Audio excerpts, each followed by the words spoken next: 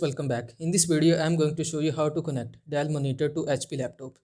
If you want to find the solution of your problem, then watch the video till the end. And if you find this video helpful, so please consider subscribing our channel. If you want to connect Dell monitor to HP laptop, then we need to follow some steps. First, check the ports. Identify the output port on your HP laptop. Common ports include HDMI, USB-C, DisplayPort, Mini DisplayPort or VG. Identify the input port on your Dell monitor. Most monitors have HDMI, DisplayPort, USB-C or VGA inputs. Second, get the right cable. Use a compatible cable. Match the ports on your laptop and monitor, for example, HDMI to HDMI. Most modern laptops and monitors use HDMI, USB-C to USB-C.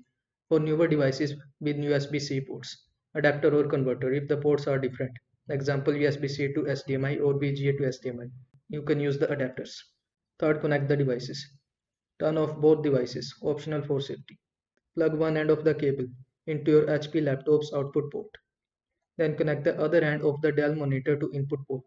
Then power on the monitor and laptop. That's it. I hope this video was helpful to you. Make sure to like this video and subscribe to my channel for more this type of content. Thanks for watching.